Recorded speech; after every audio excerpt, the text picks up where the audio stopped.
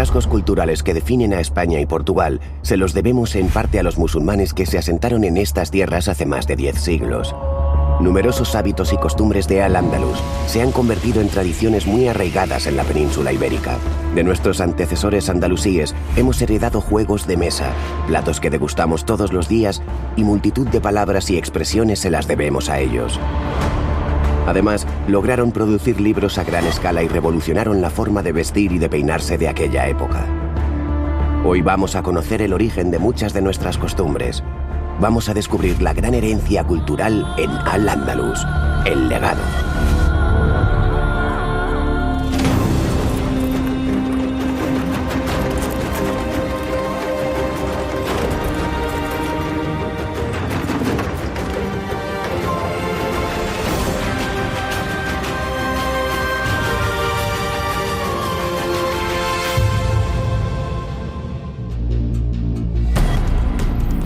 Al-Ándalus supone una transformación absoluta de la primitiva cultura que suponía el reino visigodo hacia una cultura musulmana que iba a pasar a la península. El gran desarrollo cultural que experimenta Al-Ándalus, sobre todo a partir del siglo IX o X, va a afectar a la vida en general. Fue un tiempo de un gran esplendor, de un gran gusto por todo aquello que fuera artístico. Y realmente ese legado sigue presente de una forma muy latente en muchos ámbitos. Actualmente todavía encontramos influencias que tienen que ver con aquella historia del Andaluz, por ejemplo, en la lengua, en algunas costumbres, comida, preparación de dulces. El legado de Al-Ándalus repercutió en lo que luego fue el Renacimiento europeo. España y Portugal habrían sido distintos de lo que son ahora actualmente, porque realmente el Andaluz fue una experiencia excepcional y única de intercambio entre Occidente y Oriente. Las tradiciones que hemos heredado de Al-Ándalus, ¿de dónde provienen? ¿De las clases populares? ¿O fueron los propios monarcas andalusíes quienes introdujeron nuevas costumbres en la península ibérica? Abderramán II era un hombre enormemente sensible que soñaba con hacer de Córdoba una nueva Bagdad, es decir, verdaderamente la perla del occidente del Islam. Entonces se produce un fenómeno importante que es la llegada de un gran sabio, de un hombre eminente procedente de Bagdad. Su nombre era Ali Ben Nafi, pero le apodaron Ziryab porque ese era el nombre de un pájaro negro y como él era de color oscuro y por su habilidad con el canto y con la música. La razón por la que se fue de Bagdad es porque su maestro, que era Ishaq al-Mausili, un músico muy renombrado de la corte de Bagdad, pues sintió envidia de ver que su discípulo era mejor que él. Y entonces le dijo, mira, o te quedas y vas a sufrir mi ira, o yo te doy dinero para que te vayas y me dejas a mí el terreno libre.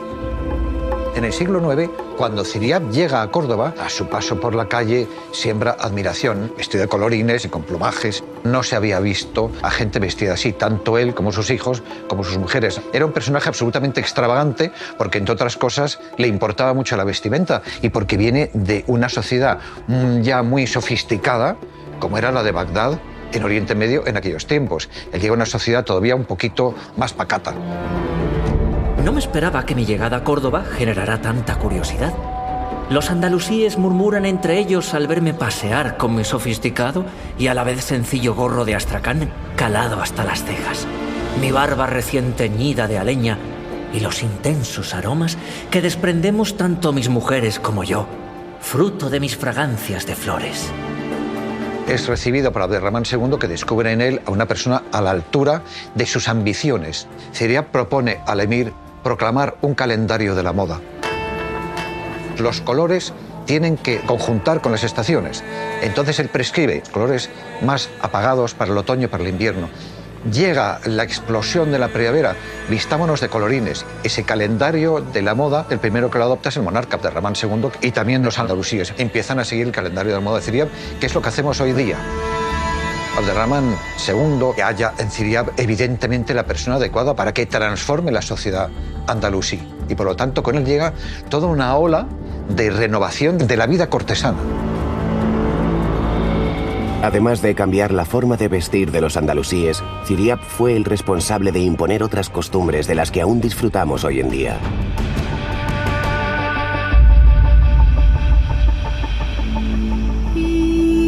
Muchos saberes y conocimientos que llegaron a Al-Ándalus lo hicieron gracias a un nuevo e importante invento que nació en Oriente.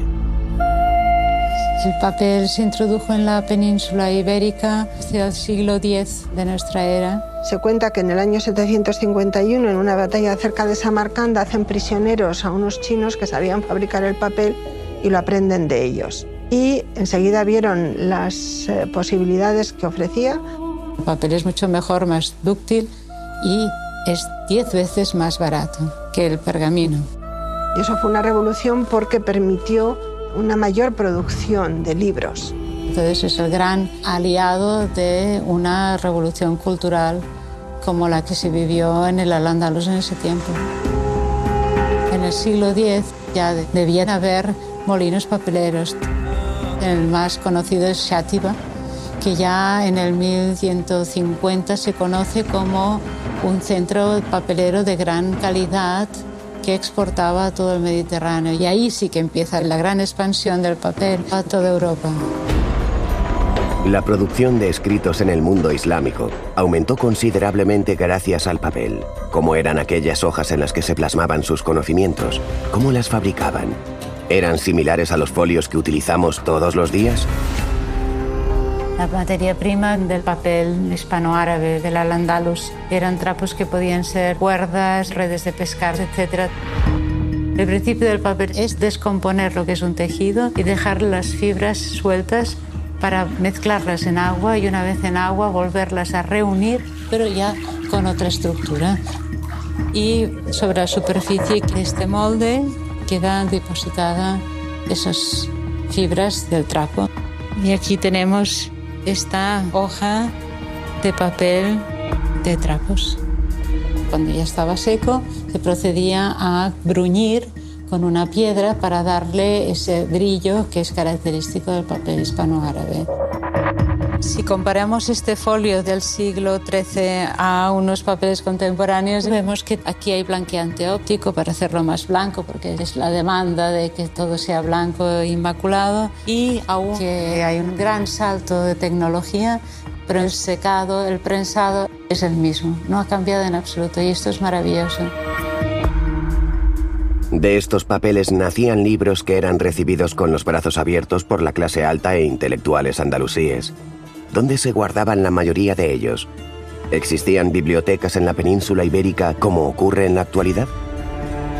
La biblioteca que forma el Hakam II en Córdoba en la segunda mitad del siglo X debió ser la biblioteca más importante en ese momento en Europa. Es decir, era una biblioteca realmente de unas proporciones grandes. Poco a poco se van trayendo libros y libros y libros de toda la cultura que hay en Oriente y se dice que tenía como 400.000 ejemplares. El Hakam II, que era una persona cultivada, y él invierte los fondos del tesoro público y a lo mejor parte de su propio dinero en formar esa gran biblioteca. La biblioteca de Al-Hakam tenía un servicio de copistas y se dice que existieron mujeres sabias de Al-Ándalus que se dedican a ser copistas. Y uno de esos nombres que se recoge es el de Lubna. Lubna de Córdoba era una esclava que era secretaria de Al-Hakam II. El caso de Lubna no es excepcional entre las esclavas de la corte. Algunas de ellas sabían aritmética, sabían filosofía, astronomía, incluso sabían manejar el astrolabio y alcanzaban un precio mucho más elevado en el mercado de esclavos porque sabían hacer muchas más cosas. La palabra quedaba plasmada en los libros que llenaban bibliotecas como la de Córdoba, pero también eran palabras árabes las que resonaban en las calles, zocos y mezquitas de Al-Ándalus. ¿Qué nos ha quedado de esa lengua? ¿Existen palabras o expresiones que utilizamos en la actualidad? En el diccionario de la Real Academia Española señalan que existen en torno a 4.000 palabras de origen árabe. Entonces saldría como el 8 o el 10% del total. Y ese 8% que es muy importante para una lengua europea. No hay ninguna otra lengua con tantos arabismos. Por ejemplo, la palabra ojalá, que significa si Dios quiere, y la palabra jaqueca significa hermana, es decir, como si la cabeza fueran dos hermanas, una de ellas duele y la otra no. En la toponimia actual española sigue habiendo una cantidad de topónimos enorme. Unos son los muy conocidos de ciudades de nueva creación de los árabes como Murcia o como Almería. Albacete viene de Albacir. Albacir significa la llanura que no tiene montañas. El nombre de Gibraltar viene de Jabal Tariq. Gibraltar, la montaña de Tariq. ¿Quién era Tariq? Tariq bin Ziyad, que era el general que dirigió el ejército árabe en el año 711 para conquistar al-Ándalus. En plena Edad Media, los musulmanes implantaron en la península sus costumbres y su lengua. Una riqueza cultural de la que también disfrutamos todos los días cuando nos sentamos a la mesa.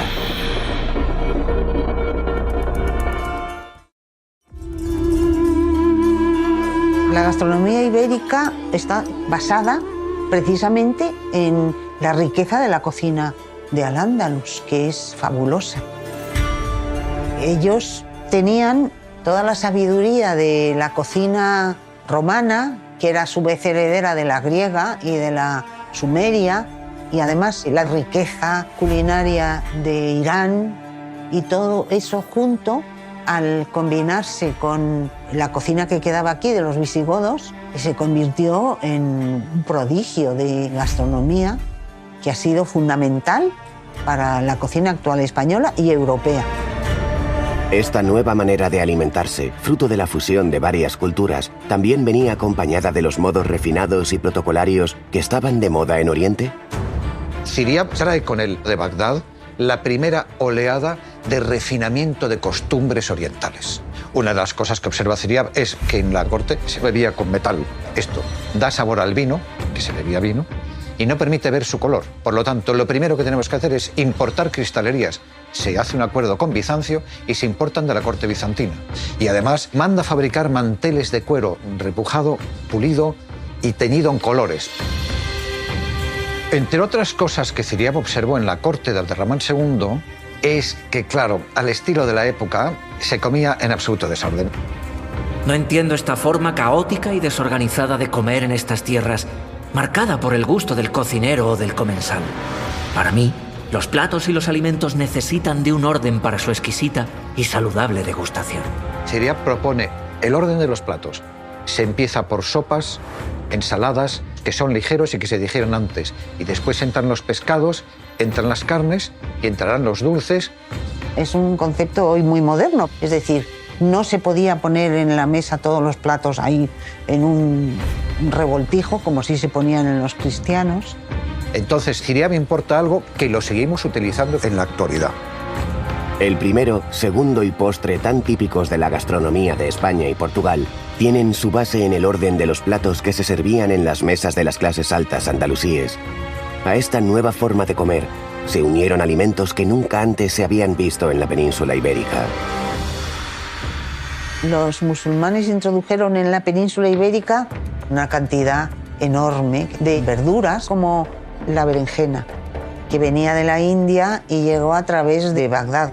Introdujeron por climatología las palmeras y los dátiles, el cultivo de la almendra también. Y mejoraron las variedades de algunas frutas, como peras, manzanas. Potenciaron el cultivo de la granada, que desde el tiempo de los romanos había estado un poco abandonado. También se introdujeron dos cultivos que luego en España han sido fundamentales para la cocina, que son el arroz y el azúcar. Los dos eran un lujo, porque el cultivo era muy escaso. Además, trajeron un tubérculo con el que se hace una bebida que nos encanta en verano, que es la horchata. Pero las bebidas habituales en Al-Ándalus se referían mucho a flores y a plantas, por ejemplo. Hacían agua de rosas, agua de azahar, agua de geranio.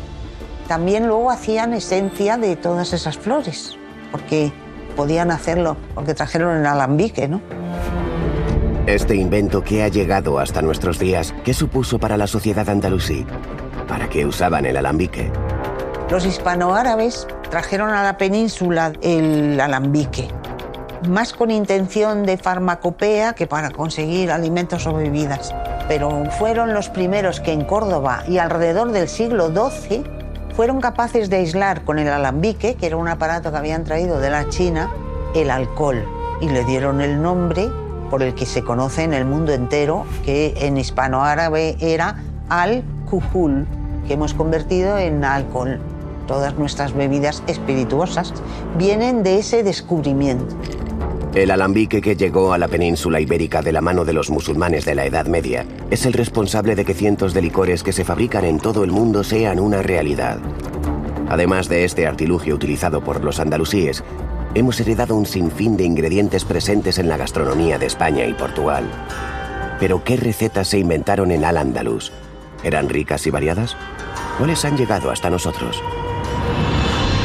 En el terreno de la gastronomía o de la preparación de platos, hay algunas herencias de Al-Ándalus que todavía hoy seguimos utilizando con un carácter absolutamente habitual. Por destacar algunas, pues por ejemplo, consumir la carne guisada, consumir la carne en salsa y condimentada con especias como la pimienta, el clavo, la canela. Eso es algo absolutamente común en Andalucía, y todo ese tipo de platos sin duda son herederos directos de la gastronomía andalusí. En uno de los manuscritos andalusíes, el de Córdoba y Sevilla, aparece la primera receta documentada de macarrones y de fideos y de ese tipo de productos de trigo duro de la historia. Pero también se comía mucho el cabrito, aderezada con azúcar y canela. Esta mezcla de sabores agridulces y del salado con el azúcar es muy árabe y es una de las cosas que, por ejemplo, trae Ziryab también. Los platos que se consumían en Al-Ándalus han llegado hasta nosotros, pero con ciertas transformaciones. Es decir, la propia sopa, el gazpacho, básicamente era una sopa de pepino, pan, ajo, aceite, y eso se hacía en Al-Ándalus. Y se hace en Extremadura hoy en día todavía, y se hace en Andalucía también. El ajo blanco es una cosa que, aunque en parte es herencia romana, pero los que lo hacían aquí eran los hispano-musulmanes. La rica y variada gastronomía andalusí la disfrutaban todos sus habitantes por igual. Degustaban lo mismo las clases altas y los menos pudientes. La dieta andalusí era muy distinta para la gente corriente que para los potentados, naturalmente. Por ejemplo, la gente normal comía más que nada cereales en diversas sopas y gachas y tortas de cereal, y luego comían frutas y verduras, pescado, porque entonces era poco valorado, y de la carne comían más que nada lo que hoy llamamos despojos. Naturalmente la parte de la carne más refinada la comían las clases pudientes, pero la gente pudiente comía de una manera muy insana, porque comían muchísima carne, poco pescado, algo de verdura, pero tampoco una cosa exagerada, y mucha grasa. Todos estos platos se servían en las mesas para el disfrute y deleite de los comensales. Pero, ¿qué sucedía cuando aquellos andalusíes tenían prisa? ¿Conocían la comida rápida como ocurre en la actualidad? En las ciudades andalusíes se podía comprar las comidas para llevar, lo que se llama hoy takeaway. De hecho, había varios textos estableciendo las normas para la correcta elaboración y que vigilaban unos inspectores para la venta a la gente. Las normas primero eran las normas que son fundamentales para el Islam, que es que toda la venta de, sobre todo naturalmente, productos animales hayan sido sacrificados de la forma adecuada siguiendo las normas halal, que ninguno de los ingredientes hayan sido robados y luego que fueran saludables y estuvieran frescos y bien conservados. En general había muchos fritos, claro, porque a la gente menos pudiente lo que más le gusta son las masas de diversas harinas fritas, las empanadillas, ese tipo de productos. Hasta nosotros ha llegado mucha información de alimentos, ingredientes y recetas del periodo andalusí. ¿Cómo preparaban las comidas? ¿Era sencilla su elaboración? ¿Alguno de sus platos tiene alguna similitud con la cocina española y portuguesa de la actualidad?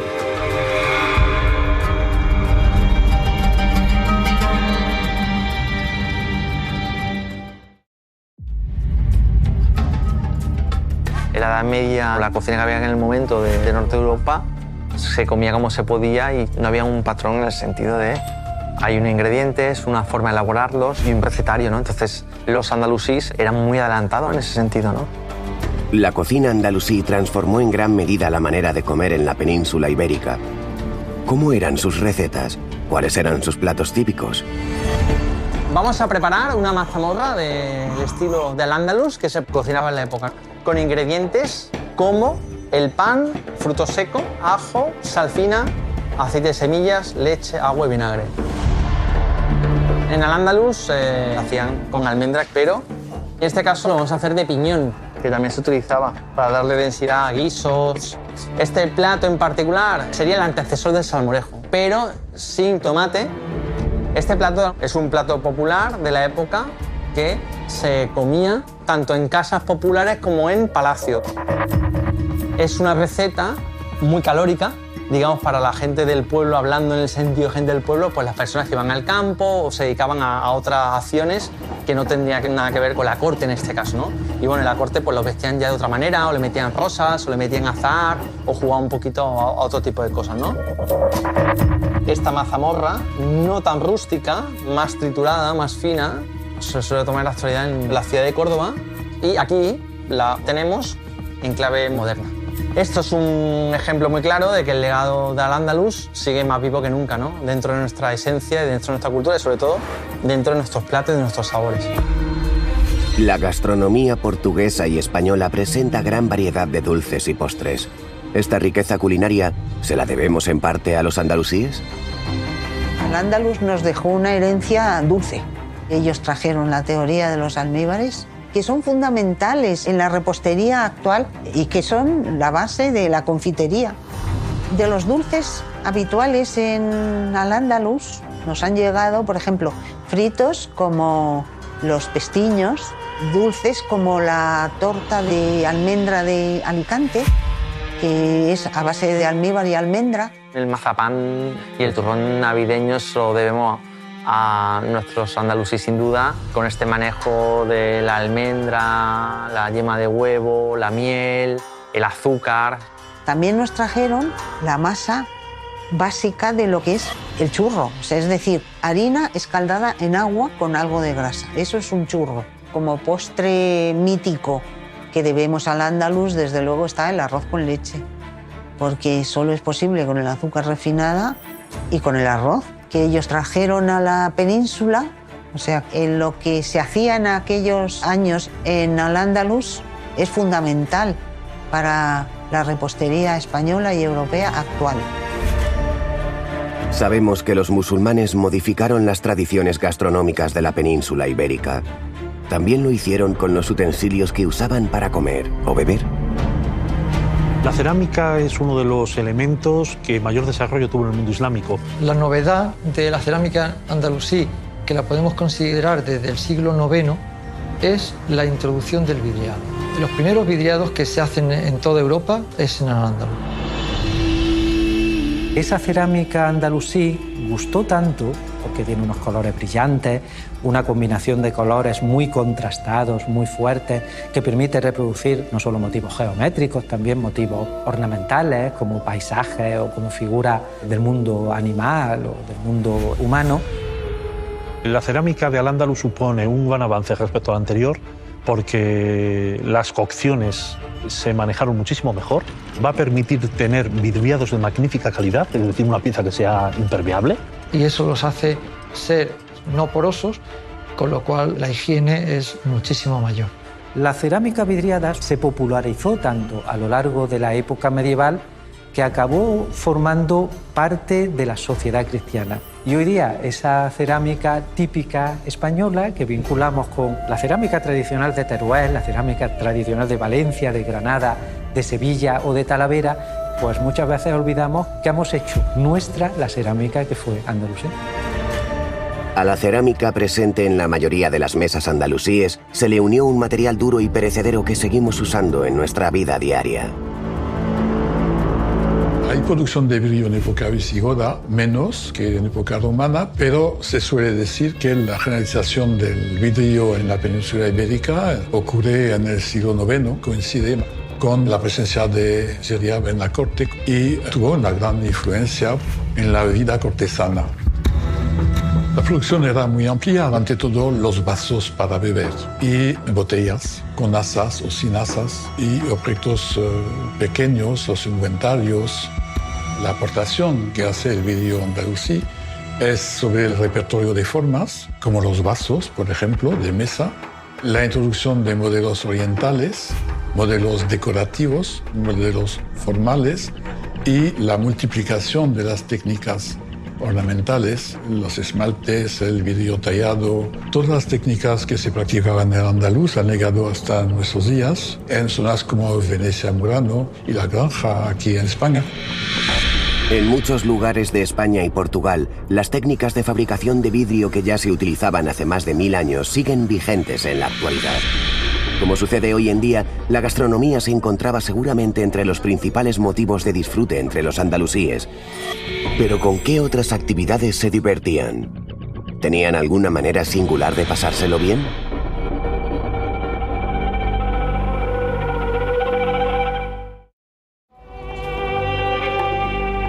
La llegada de Ziryab a la península andalusí transformó gran parte de las costumbres de la corte de Abderramán II.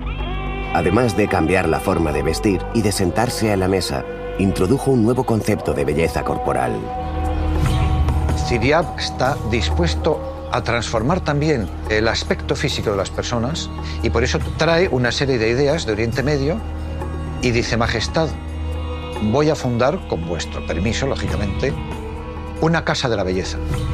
¿Qué era una casa de la belleza? En el fondo era el primer instituto de belleza que se funda en el Andaluz y probablemente en Europa. La idea es revolucionaria, donde mujeres y hombres acuden, primero, a cambiar su peinado.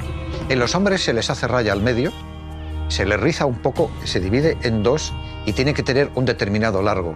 Es decir, ya no es aquello de la barba y la melena, así como así, no. A las mujeres les recorta el pelo a lo paje, se enseña la frente y se enseña la nuca, la parte baja, lo cual es algo absolutamente revolucionario en la época. Aparte de los peinados, se enseña el uso de pastas dentífricas. También se utilizaban gomas aromáticas para mascar después de un almuerzo y evidentemente entra ahí el perfume, esencial en el mundo árabe. Y se importan algalia, almiz, que es de los más maravillosos perfumes, evidente la mayoría pues, de Oriente Medio y hasta de la India. A los árabes gustaban tanto el perfume que el rey Alaquem I, cuando hubo una celebérrima revuelta de muladíes en el arrabal de Secunda, al otro lado del Guadalquivir, en Córdoba, dijo a su paje: por si muero en la batalla, perfúmame hoy, para que mi cabeza se distinga que es la cabeza de un omeya. Nuevos peinados, nuevos perfumes, nuevas fragancias para la alta sociedad andalusí que se estaba transformando de la mano de Ziryab. Un cambio que también queda patente en la forma de entretenerse de los habitantes de Al-Ándalus. Fueron numerosos los juegos de mesa que los musulmanes trajeron al Al-Ándalus, gracias sobre todo a sus relaciones con Oriente Próximo y con Persia. Por ejemplo, tenemos el alquerque, que es el antecesor de las damas, el nardo, que es también el antecesor del backgammon. Se sabe que las clases populares jugaban sobre todo a juegos de tablas y de dados. Además del alquerque y del nardo, Ziryab trajo otro juego de mesa a la península ibérica que sigue siendo muy popular en nuestros días. Ziryab, en su inquietud por traer cosas de las que voy a hablar y que venían de Oriente y de Extremo Oriente, Ziryab trae el shitranj, un juego de origen persa y de origen indio, el ajedrez.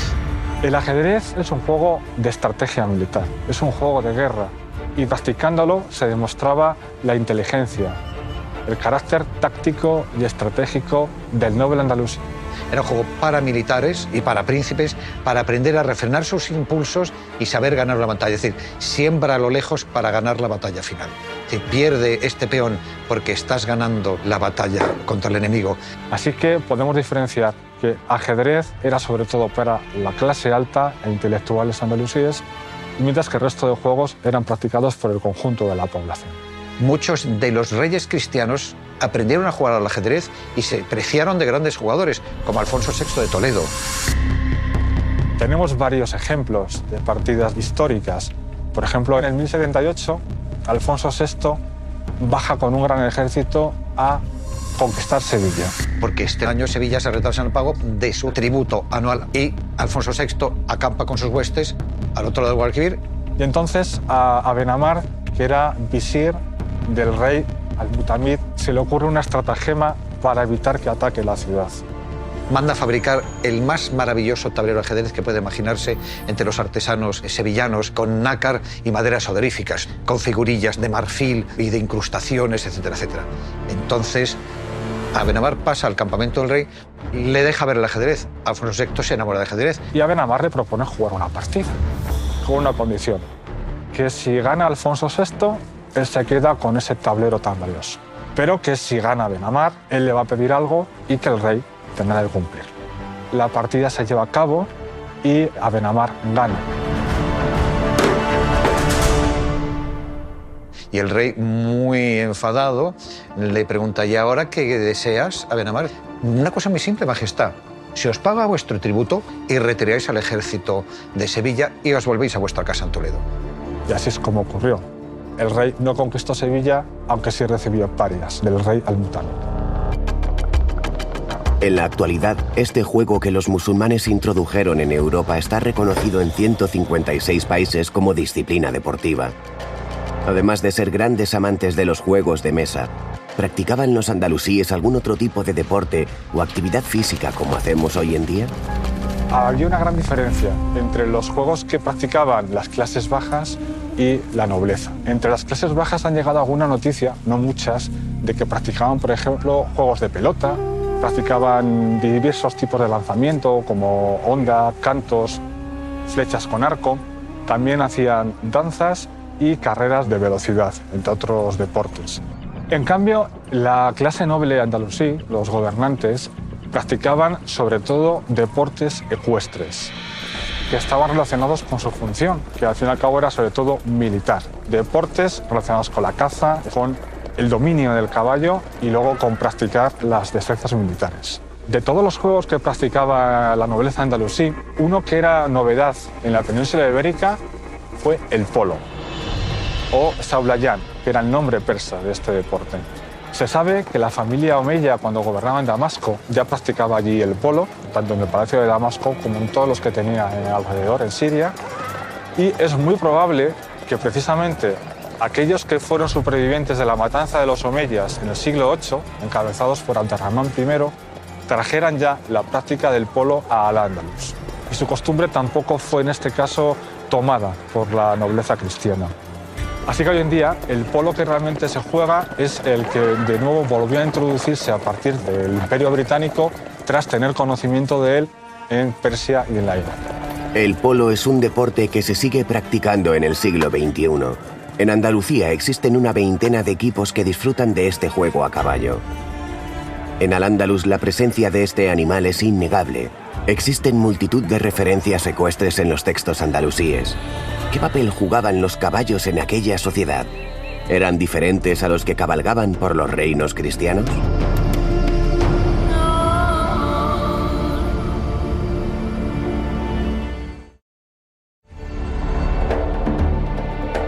El caballo siempre ha estado muy ligado a la cultura árabe.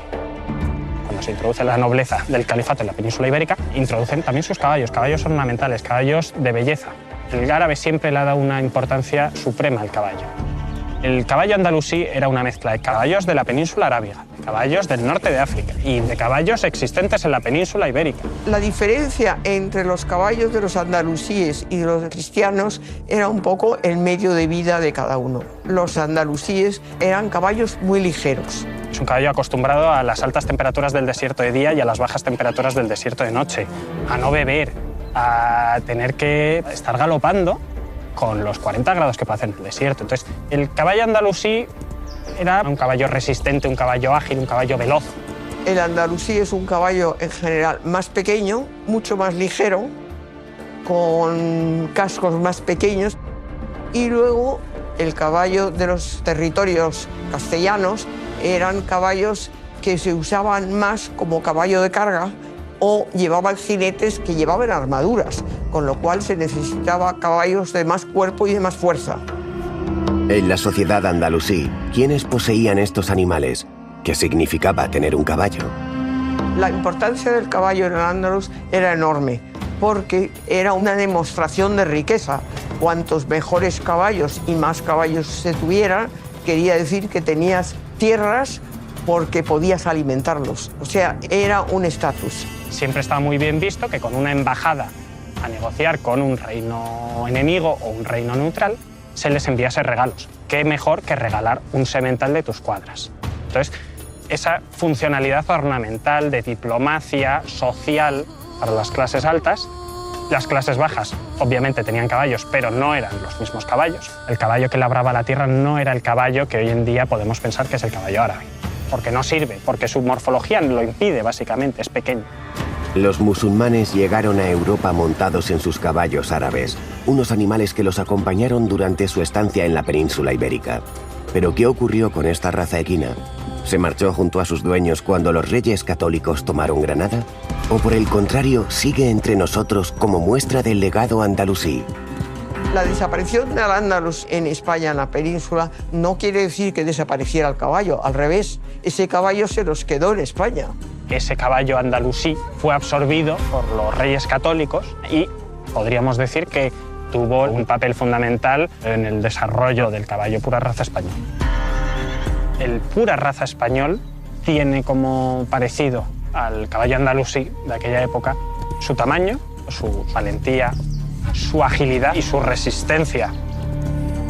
Hoy en día, como caballo insignia de España, está muy bien reconocido. Es un caballo que se compra y se vende muchísimo. En la actualidad, el caballo español lo vemos en los 5 continentes, o sea, que está reconocido mundialmente. Los caballos árabes han sido compañeros inseparables de los españoles y portugueses durante siglos.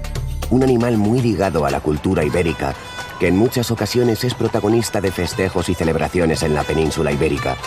El carácter jovial y divertido de los actuales habitantes de España y Portugal es conocido en el mundo entero. Pero nuestros antecesores andalusíes también se caracterizaban por el llamado carácter latino.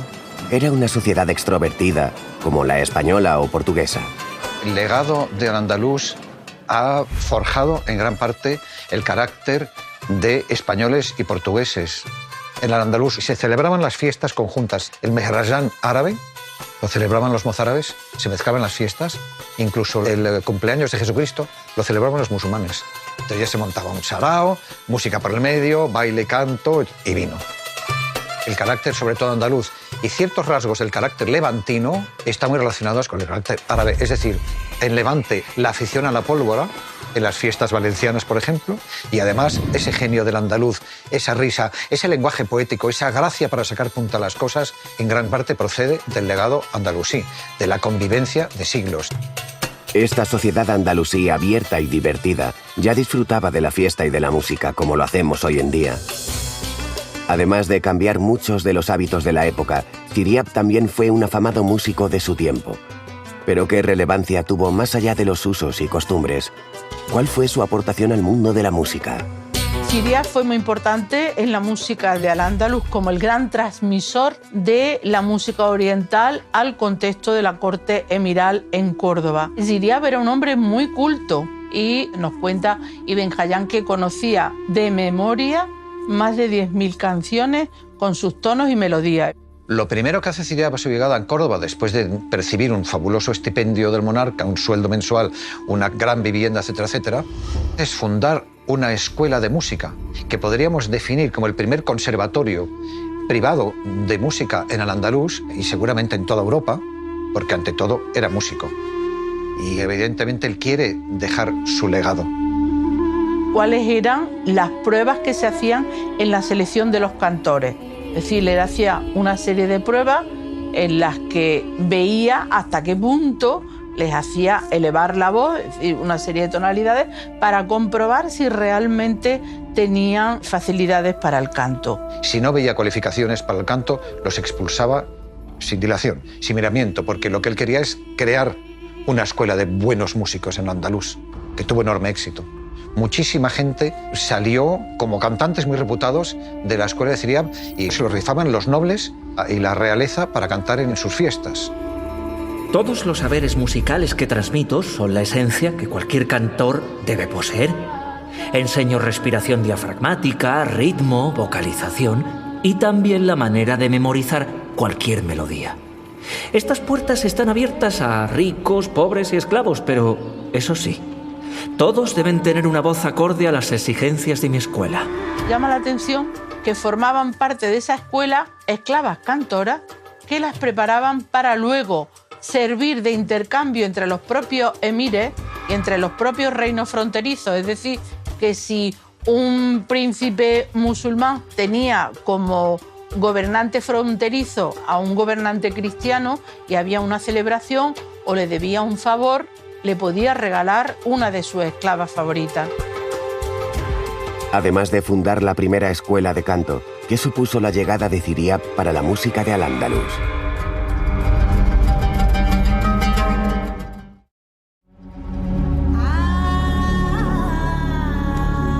Los andalusíes, cuando llegan a la península ibérica, se encuentran una música sin grandes rasgos. No tenemos grandes ideas de que hubiese una música excelente en la corte visigoda. La música en Al-Ándalus cambia radicalmente con la llegada de Ziryab, que había creado una nueva música que llamó Nuba. Nuba en árabe significa turno, porque se suceden 4 movimientos, por lo tanto 4 turnos, con ritmos diferentes. En la corte de Abderramán II, la nuba que he creado ha recibido el reconocimiento y los elogios que cualquier músico puede soñar. Melodías basadas en la poesía, canciones inspiradas tanto en el amor como en los celos y que siempre encuentran el momento idóneo para describir y exaltar la naturaleza que nos rodea. Ziryab interpreta esta nueva música con un instrumento nuevo, más complejo, acompañado de una orquesta grande. Toda la gente culta de Al-Ándalus cae rendida ante estos nuevos sonidos, toda esta nueva sonoridad musical que no habían escuchado en absoluto antes. Es otra música. ¿Cuál era este nuevo instrumento con el que Ziryab causó tal revuelo en la música andalusí? El instrumento rey de la música andalusí, que es el laúd, es un instrumento que importan los árabes, como su nombre indica, significa madera. Al llegar Ziryab e importar con él un instrumento como el laúd de 5 cuerdas, tiende a desaparecer el laúd anterior de 4 órdenes de cuerdas. Y además, con esta 5ª cuerda se añade sonoridad al instrumento y simbolismo. Gana complejidad en la ejecución, permite desarrollos musicales inéditos, que es lo que sucede con la música de Ziryab. Este legado de Ziryab fue muy importante en la creación de la música de Al-Ándalus, puesto que él crea los orígenes de esa música. Además de la música que se interpretaba en la corte, ¿el pueblo llano también disfrutaba de este arte? Existían músicos entre las clases populares.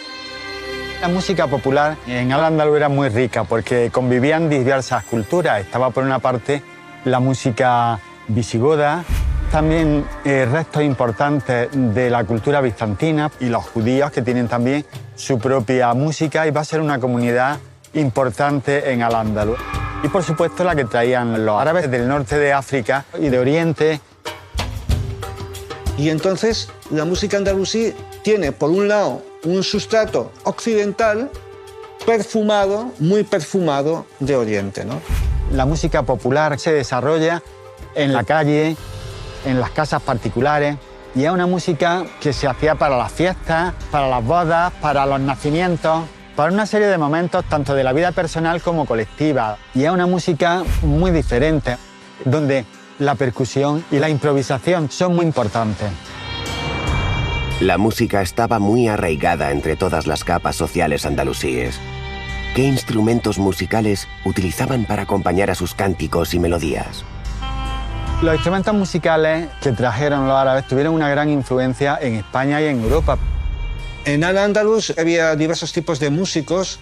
Estaba por un lado los músicos más refinados, con instrumentos más sofisticados, que tocaban principalmente en la corte, y luego estaban pues los músicos, digamos, más de carácter popular, que tocaban en otros ámbitos. Hay diferentes instrumentos de percusión. El tar es una pandereta, es el origen de nuestra pandereta, es más pequeño, es redondo y tiene sonajas metálicas alrededor. Los crótalos son una especie de platillo metálico que las bailarinas se colocaban sobre los dedos y bailaban al ritmo, iban marcando el ritmo con los crótalos. Sería el equivalente a nuestras castañuelas. La música fue un rasgo cultural muy importante de la sociedad andalusí y Siriab fue sin duda uno de sus máximos referentes. ¿Qué ocurrió cuando la península ibérica cayó en manos cristianas? ¿Se siguió conservando la música que se popularizó en la época musulmana? En la España reunificada de los reyes católicos, a pesar de las capitulaciones firmadas por el llamado Abdil, con el tiempo a los musulmanes se les va reprimiendo cada vez más. Se hace el edicto que va a prohibir todas las costumbres de los moriscos. Su forma de vestir, el hablar en árabe, la forma de sacrificar a los animales, todo lo que eran las costumbres de los moriscos van a ser prohibidas. Y se les empieza a amenazar de expulsión. Muchos moriscos que no se quisieron ir se hicieron pasar por gitanos. Tanto el pueblo gitano como los moriscos tienen una situación de marginalidad y esa situación hace que se ayuden en los refugios, en las cuevas, en las montañas. Y ahí se produjo un cruce de caminos que, en mi opinión, sería determinante a la hora de la aparición de ese nuevo género que se llamaría flamenco. Entonces cuentan las crónicas moriscas que durante la noche solían compartir sus fiestas y esa música andalusí. Y se supone que interpretaban un tipo de canto hiriente, dolido y triste del morisco herido que ha perdido sus tierras, sus casas y que está amenazado de expulsión. Entonces hay una gran posibilidad de que de ahí proceda el cante hondo. Según Blas Infante, dice que la palabra flamenco viene de felah mengus. Felah es agricultor en árabe. Agricultor, huido, escapado, errante. Hay bastantes puentes entre la música del Al-Ándalus y el flamenco. Podemos decir la prehistoria del flamenco y después ya en el siglo XIX va a cuajar esa forma ya canónica del flamenco tal y como hoy lo conocemos. El flamenco hunde parte de sus raíces en la música andalusí, que Siriab contribuyó en gran medida a crear y que se interpretó en la península ibérica durante casi 8 siglos. Un largo periodo de dominación musulmana que cambió la gastronomía de España y Portugal. A ellos les debemos que el ajedrez sea un juego popular entre nosotros y que el caballo español sea de los más valorados del mundo. El papel que todos los días utilizamos también fue importado de Oriente por aquellos musulmanes y nuestra cerámica sería muy diferente sin la herencia andalusí. Además, la riqueza arquitectónica que nos han dejado es incalculable y muchas de las medicinas que se utilizaban hace más de 10 siglos siguen curando enfermedades hoy en día. Una herencia cultural, científica y tecnológica que continuaremos descubriendo en Al-Ándalus, el legado.